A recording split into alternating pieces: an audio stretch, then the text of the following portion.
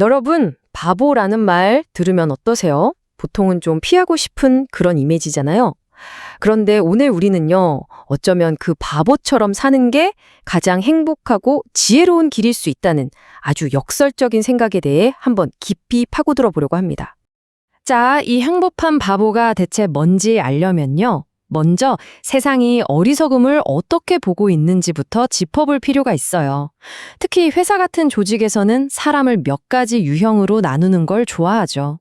한국에서 나온 되게 재밌는 리더십 연구가 있는데요. 사람을 딱 이 네 가지로 나눈대요.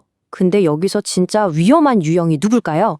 의외로 게으른 사람이 아니에요. 바로 잘못된 방향으로 아주 그냥 열심히 일하는 멍청하고 부지런한 유형, 줄여서 멍부라고 하죠. 이 유형이 가장 위험하다고 합니다. 이게 바로 우리가 피해야 할 어리석음인 거죠. 의도는 좋았을지 몰라도 결국엔 모든 걸 망쳐버리는 그런 거요. 그런데 말이죠. 만약 우리를 더 행복하게 만들어주는 완전히 다른 종류의 지혜로운 어리석음이 있다면 어떨까요? 자, 그래서 이제부터는 세상 기준하고는 완전히 다른, 어쩌면 진짜 행복의 열쇠일지도 모르는 그런 아이디어로 넘어가 볼 겁니다. 여기서 딱 보이는 이 대비가 진짜 흥미롭습니다. 한쪽에는 우리한테 너무나 익숙한, 딱 받은 만큼 갚아주는 공평한 정의의 법이 있죠.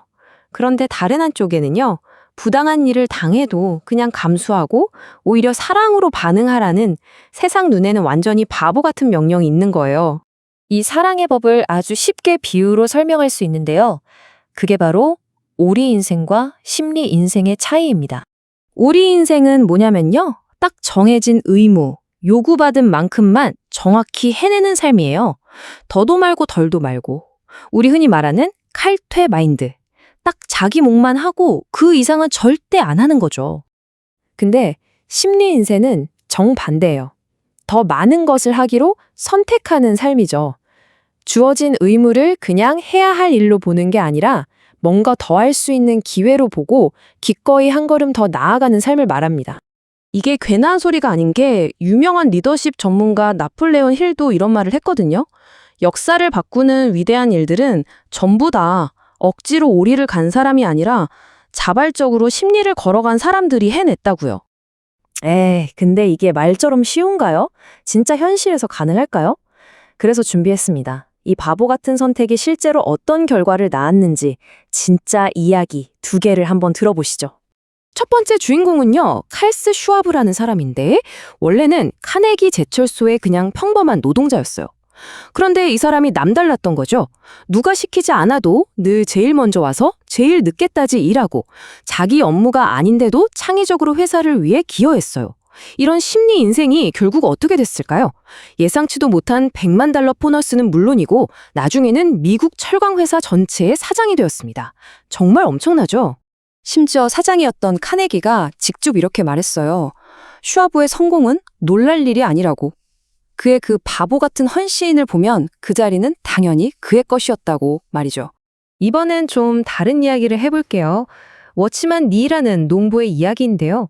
배경은 아주 극심한 가뭄이 들었던 때입니다. 정말 힘들게 펌프로 논에 물을 댔는데 다음날 아침에 와보니까 글쎄 그 물이 옆집 논으로 다 가 있는 거예요. 이웃이 밤새 몰래 물꼬를 튼 거죠. 그래서 어떻게 했을까요? 당연히 따졌죠. 이웃은 잘못했다고 사과했고요. 그런데 이상한 거예요. 분명히 내가 이겼고 사과도 받았는데 마음이 하나도 안 기쁜 거죠. 오히려 텅 빈 느낌? 싸움에선 이겼는데 정작 중요한 마음의 평화는 잃어버린 겁니다. 바로 그때 기도 중에 이런 깨달음을 얻게 됩니다.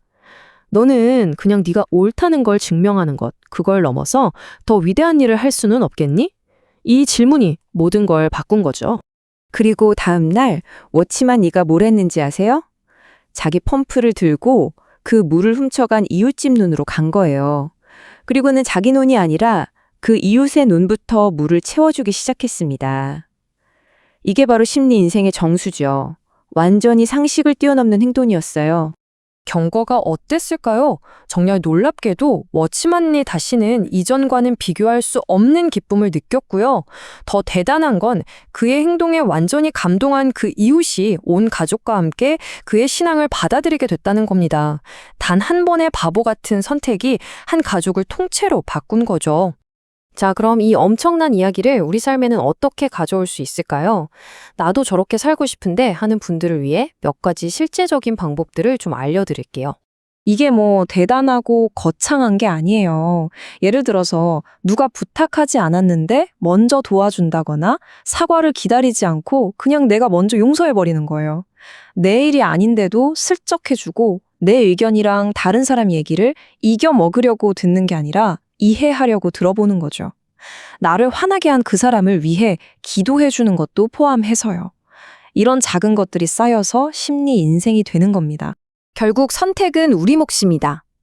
세상 눈에는 손해보는 바보처럼 보일지라도 결국 모든 것을 얻는 행복한 바보로 살 것인가, 아니면 똑똑하고 계산적으로 보이지만 결국 의무와 한계에 갇혀 사는 삶을 살 것인가. 여러분의 선택은 무엇인가요?